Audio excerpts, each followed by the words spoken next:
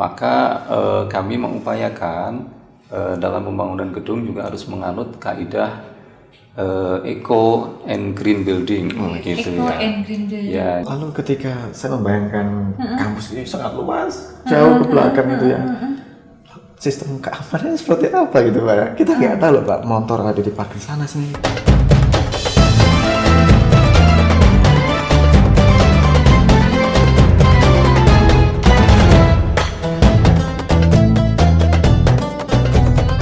Podcast manis. Bersama Mutiara Ramadan. Asik. Hai. Senang sekali hari ini Bu. Panas-panas kedatangan tamu Wow. yang Adem. adem. Bener-bener dia tuh buat adem dulu.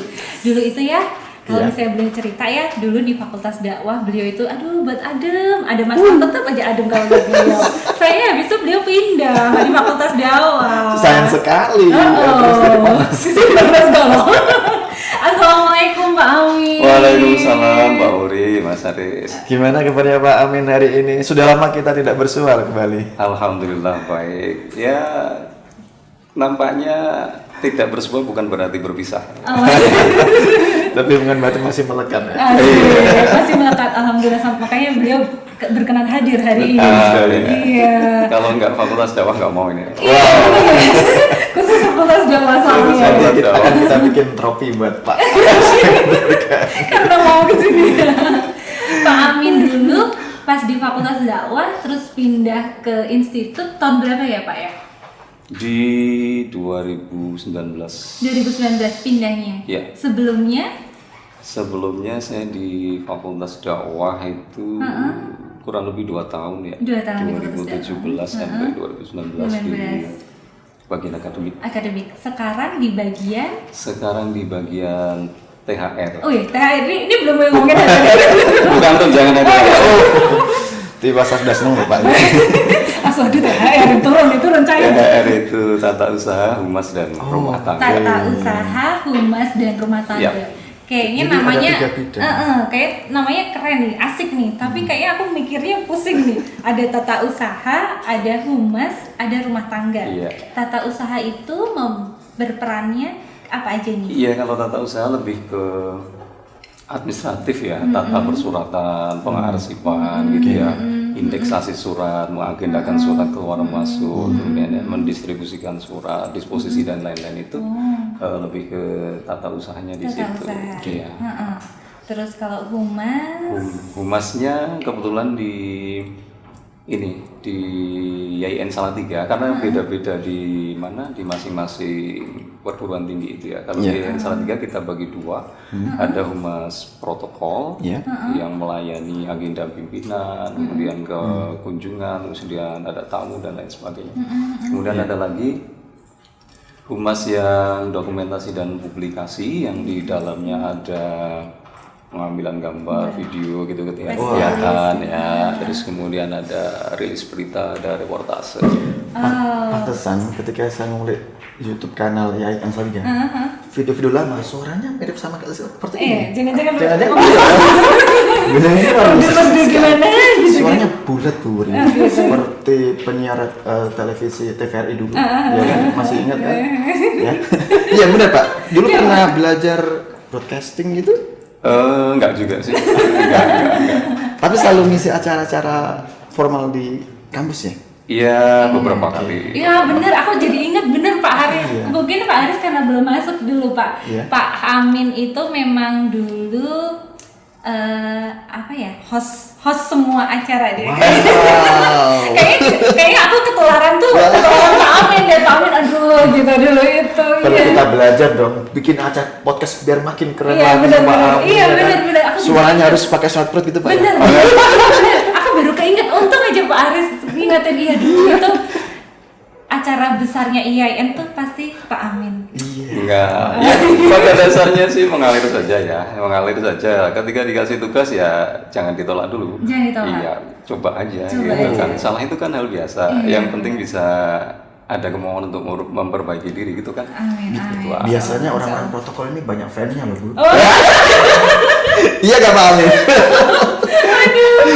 Mengulik nih. Nggak tahu itu. Bisa jadi kalau di acara TV itu bisa jadi fake atau bisa jadi true ya. Kalau bisa, ini kayaknya yang di Pak Amin kayak main aman nih, no comment.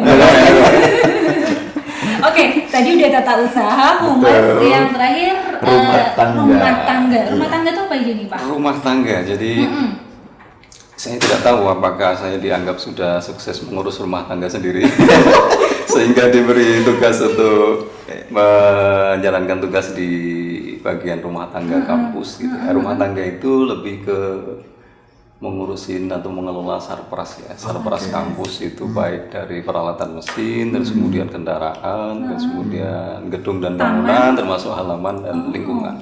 Ibaratnya fasilitas olahraga, fasilitas semuanya. Iya, outdoor maupun indoor.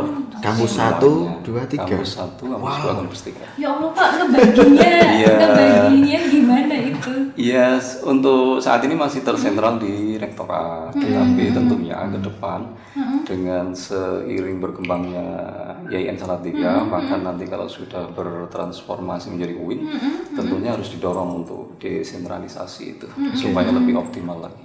Oh iya, jadi ingat Pak, podcast yang lalu sempat ngobrol sama Pak Rektor, Iya. ngomongin peralihan IAIN menjadi UIN Salatiga. Nah pasti kan ada hubungannya banget ya sama Betul. rumah tangga, sama publisitas, terus apa namanya, ya semuanya ini tadi kayak tata Iya. usaha, semuanya pasti ngefek banget. Itu gimana ya Pak, plan-plan atau bagaimana ininya? Ya, jadi ibarat lokomotif itu kami adalah gerbongnya ya. Jadi kami mengikuti kemana pimpinan membawa roda organisasi itu. Kalau pimpinan ingin segera bertransformasi menjadi UIN, tentunya Sarpras juga harus mengikuti gitu kan. Bahkan di wilayah WR2 ya, kami di bawah WR2 itu sudah ada grand design untuk Sarpras itu. Jadi tahapan-tahapan yang diperlukan ya, nanti setahun ini nanti apa, setahun ke depan apa, itu sudah ada grand design-nya. Ya, kami upayakan untuk selalu terus meningkatkan Sarpras karena ujung dari ketersediaan Sarpras ke pelayanan juga. Oh iya benar. Terkait Sarpas Bu ya, yang perlu diperhatikan ya, mungkin tidak banyak lembaga pendidikan seperti kampus yang menyediakan Sarpas untuk teman-teman kita kaum disabilitas. Oh iya. Ya betul Pak ya. Mimpi kita adalah menjadi kampus pionir pertama benar. di Jawa Tengah minimal gitu ya, yang ramah disabilitas. Lalu bagaimana Pak program kedepannya? Ya. Jadi saat ini memang belum semua fasilitas kita ramah disabilitas ya. Nah, baru beberapa saja. Contohnya untuk selasar ya, akses masuk ke gedung itu tentunya harus ada akses yang bisa untuk kursi roda. Dan kami sudah untuk bangunan ini sudah. Terus kemudian ke depan kita juga targetkan atau rencanakan untuk pembangunan gedung-gedung yang baru. Ya, ketika itu dibangun maka di perencanaannya harus sudah mengadopsi kaidah-kaidah ramah disabilitas. Contohnya kamar mandi, tentunya harus ada khusus untuk disabilitas. Itu ke depan seperti itu. Terus kemudian penunjuk jalan ya. Jadi mohon maaf kalau yang tunanetra itu kan dengan ada rambu jalan khusus yang untuk disabilitas itu bisa nanti tanpa dipandu oleh orang lain bisa. Terus sehubungan mungkin ada pembangunan lagi, berarti tetap pasti kan tidak ingin merusak lingkungan ya Pak ya. Nah upaya-upayanya seperti apa ini? Ya, jadi kalau terkait dengan lingkungan, kepedulian dengan lingkungan itu saya kira bukan menjadi tanggung jawab orang per orang, bagian per bagian tidak, tetapi itu adalah tanggung jawab bersama. Tetapi untuk di kampus ini tentunya harus ada yang menggerakkan ya, artinya mengompor-ngompori gitu ya. Benar. Itu memang di bagian kami di rumah tangga. Untuk menjaga bahwa kampus ini kehidupannya itu juga ramah lingkungan, terus kemudian sarana prasarana ramah lingkungan dan lain-lainnya, maka kami mengupayakan dalam pembangunan gedung juga harus menganut kaidah eco and green building gitu Eco ya. and green building. Ya, jadi di sana ada Itu sama kayak Green Campus itu nggak sih, istilah itu nggak sih, atau beda? Ya, Eco dan Green Building itu bagian dari Green Campus. Ya, Okay. Green Campus itu kan ada 6 indikator. Ada 6 Nah, salah indikator. satunya adalah setting infrastruktur itu. Jadi infrastrukturnya di gedung itu. Jadi tidak boleh mengabaikan. Semuanya harus eco and green. Eco itu dalam konteks hematnya, baik itu hemat air, hemat energi gitu ya. Green building itu ya konteks dengan lingkungannya. Dia harus ramah lingkungan, tidak merusak lingkungan. Terus bagaimana? Adakah Pak terobosan penting gitu ya karena situasi pandemi sekarang ini? Juga turut mengacaukan ini ya roadmap-nya. Iya. Wah, itu menarik. Ada nggak sesuatu yang bisa diceritakan kepada kami? Iya, sedikit banyak memang pandemi ini berpengaruh, tapi kami tetap tidak boleh patah semangat. Jadi secara umum kami sudah punya rencana, schedule dan tahapan untuk menciptakan Green Campus itu sendiri.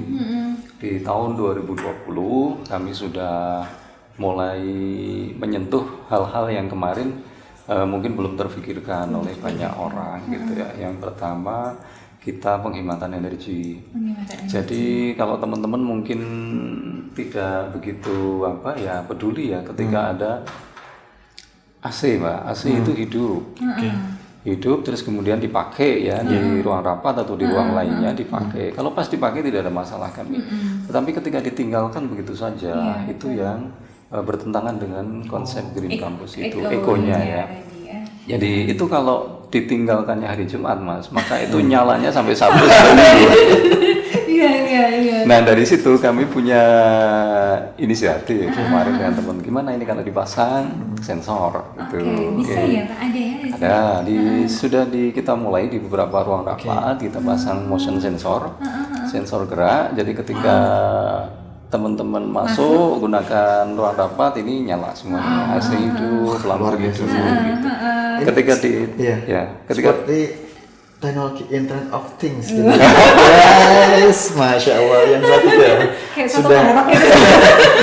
sudah diatur dalam genggaman mau lampu, AC gitu ya Pak ya, segala macam termasuk pengelolaan sampah Pak. Sampah ya, jadi sampah kami baru merintis ya. Jadi kami coba pisahkan sampah yang organik, non organik dan B3 itu. Jadi B3 itu yang beracun itu ya. Itu nanti ke depan kami pengen punya tempat pembuangan sampah sendiri yang di sana bisa kita olah ya, yang bisa didaur ulang, yang bisa dijadikan kompos kita jadikan kompos itu. Memang konsepnya Green Campus sampai ke sana. Oke, teman-teman banyak yang belum tahu tuh Bu Ri. Itu yang diomongin Pak Amin, apakah berlaku di kampus ini saja atau di semuanya? Atau gimana ke depan itu? Jadi kalau saat ini kita mulai di kampus 3 dulu. Karena cita-citanya ini ya, nanti akan menjadi kampus terpadu jadi semuanya. Menjadi terpadu, jadi jadikan terpadu di sini. Sekaligus kami ketika merintis itu kan tidak bisa langsung di banyak tempat. Jadi kalau di sini sudah mateng, gitu ya. Nanti kalau bisa kita bagi ini kalau sudah mateng. Kalau sudah mateng dibagikan enak. Kalau belum mateng jangan dikasihkan dulu.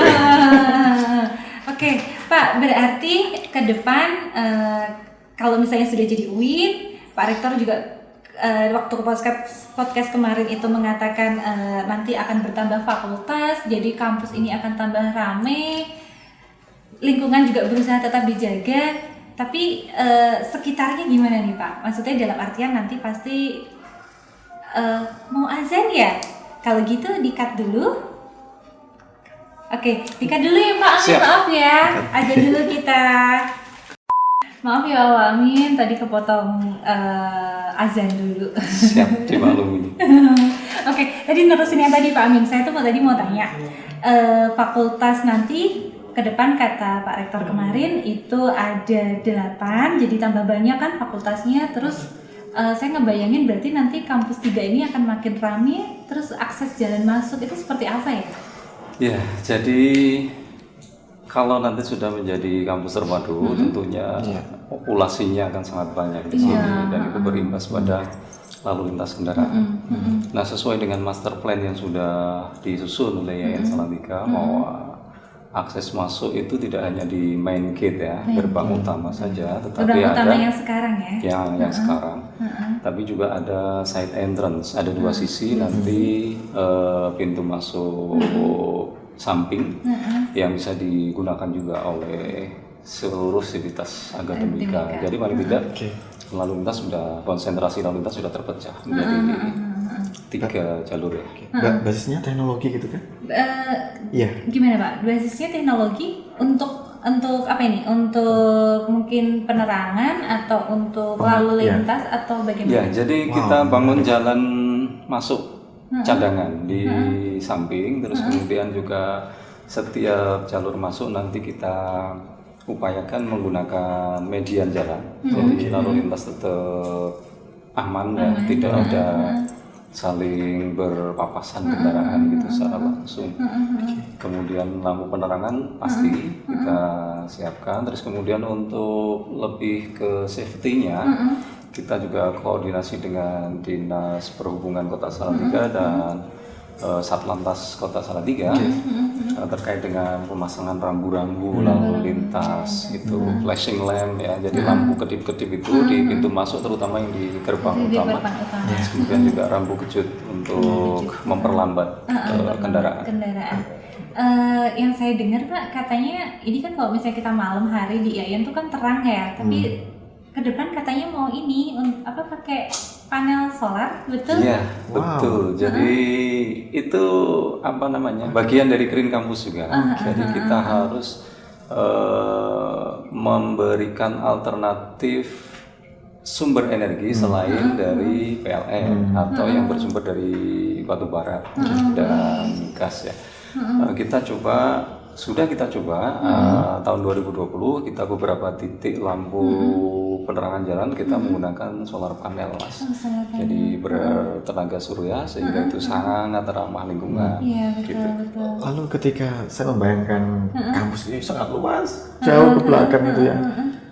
Sistem keamanannya seperti apa gitu Pak? Kita nggak tahu loh Pak, motor ada di parkir sana sini, dan mungkin ada beberapa kasus ya yang kehilangan.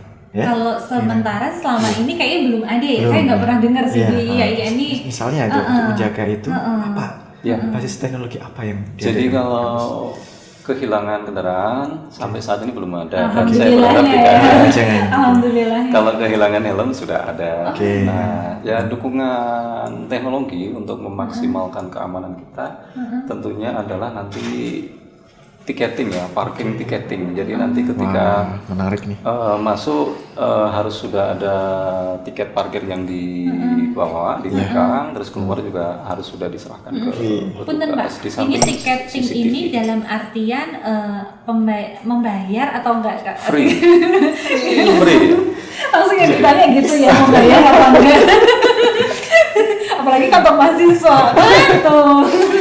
Yeah. Wah, ini menarik sekali berbicara tentang sarana prasarana. Tapi alangkah lebih menariknya lagi kalau kita belum dengar prestasi-prestasi apa saja sih. Iya benar ya. Berhasil didapatkan oleh kampus kita ya.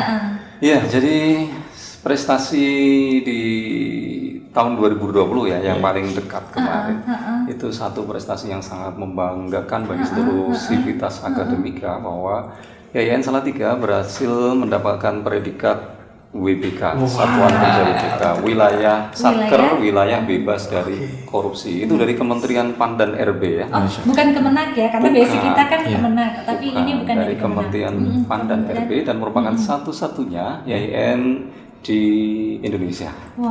Artinya kampus kita ini bebas anti korupsi, pelayanan birokrasi yang bagus, dan birokrasi bersih dan melayani. Jadi ujungnya itu melayani. Jadi ujungnya adalah kualitas layanan yang kita berikan. Satu-satunya Pak? Satu-satunya.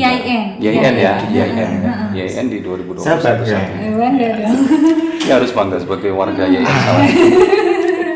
Aduh, nggak terasa nih kalau ngomongin kampus kita, progres ke depan luar biasanya. Nggak sabar pasti ya. Nggak tahu nih nanti kru-kru ini sempat merasakan apa enggak nih. Kalau saya insya Allah merasa enggak. Kita minta izin Pak Amin nanti untuk acara kita. Oke. Oh iya, Pak Amin kan mantan host ya. Pak boleh ya nanti pura-puranya tutup closing Mutiara Ramadan Fakultas Dakwah ini. Lama kan kayaknya saya nggak lihat Pak Amin MC nih. Jadi monggo nih penutupannya saya serahkan ke Pak Amin. Nama acaranya Podcast Manis. Bapak Amin bilang Podcast Manis, kami jawabnya bersama Mutiara Ramadan. Gitu. Oke.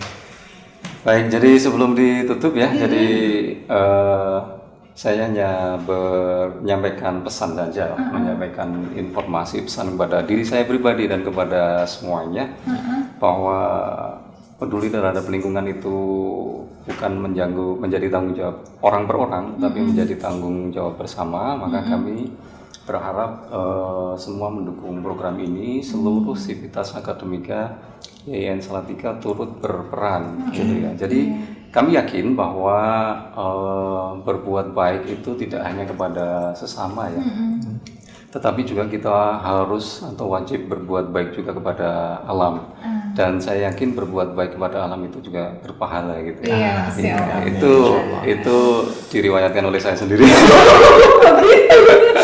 Sebagai membuka acara buka nanti sore. Aduh, sekali rasanya. Ya, Silakan Pak. gitu. Kok saya? Spesial ini. Oke. Saya kira cukup sekian ya episode Podcast Mutiara Ramadan bersama Fakultas Dakwah pada petang ini ya. Podcast Manis Bersama Mutiara Ramadan. Assalamualaikum warahmatullahi wabarakatuh.